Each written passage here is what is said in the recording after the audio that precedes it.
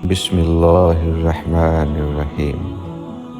شروع اللہ کا نام لے کر جو بڑا مہربان نہایت رحم والا ہے۔ سلطان صلاح الدین ایوبی کی فوج عیسائی فوجیوں سے ٹکر لے رہی تھی۔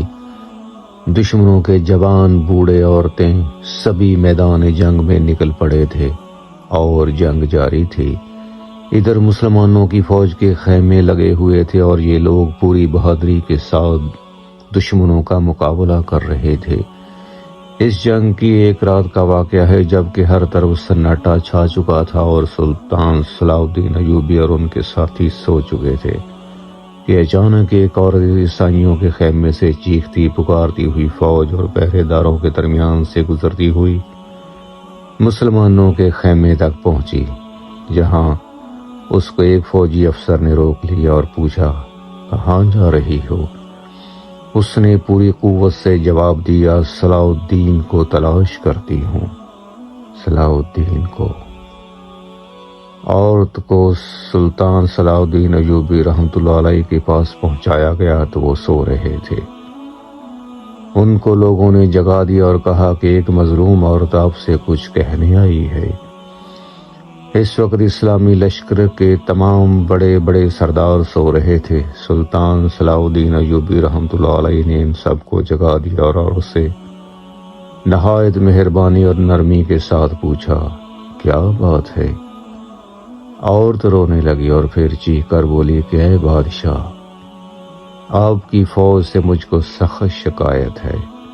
سلطان صلاح الدین ایوبی کے چہرے کا رنگ اڑ گیا اور پوچھنے لگے، میری فوج نے کیا کیا ہے؟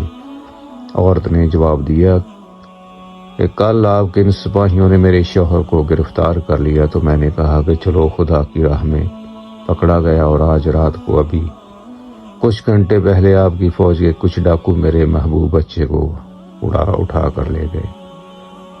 یہ بچہ میری تسلی کا سامان تھا اور اپنے باپ کی گرفتاری کے بعد میرا سب کچھ وہی تھا۔ اس وقت میں آپ سے صرف اپنے اس پیارے بچے کو چاہتی ہوں، ورنہ آپ خیال رکھیے کہ اس فوج کی ساری حرکتوں اور کاموں کے ذمہ دار آپ ہی ہیں۔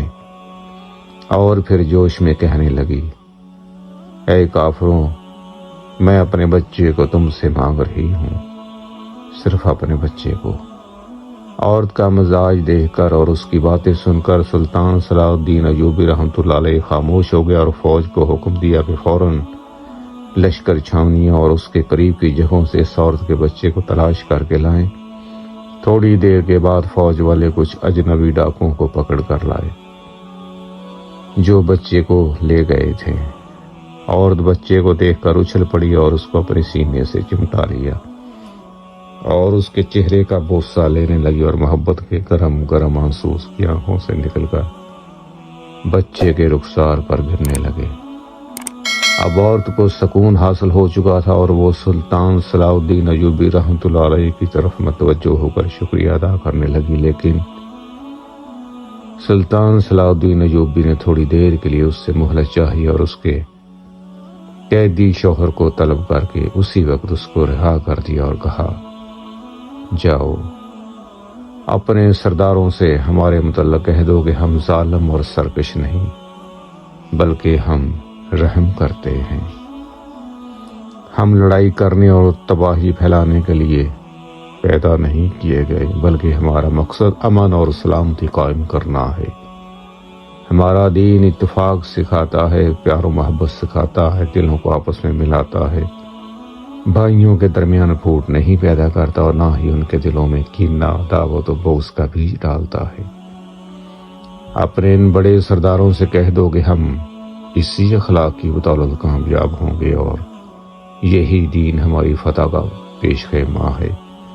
سلطان صلاح الدین ایوبی رحمۃ اللہ علیہ یہ کہہ کر اٹھنے والے ہی تھے کہ یہ دونوں میاں بیوی پوری جوش و خروش کے ساتھ یہ نعرہ بلند کر کے کہنے لگے کہ تمہارے یہاں رحم و انصاف ہے اور ہمارے پاس سخت دلی اور ظلم ہے، اور پھر کہا کہ ہم کو بھی آپ اس رحمت اور انصاف کی فوج میں داخل کر سکتے ہیں۔ سلطان صلاح الدین ایوبی نے کہا، لا الہ الا اللہ محمد الرسول اللہ کہو اور اس کلمہ پر اپنے دل سے ایمان لاؤ۔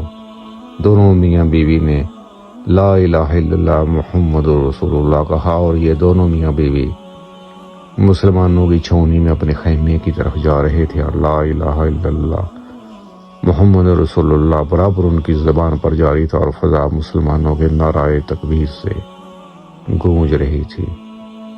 کاش اللہ تعالی ہمیں اس دور میں بھی سلطان صلاح الدین ایوبی جیسے حکمران مسلمانوں کو عطا فرمائے۔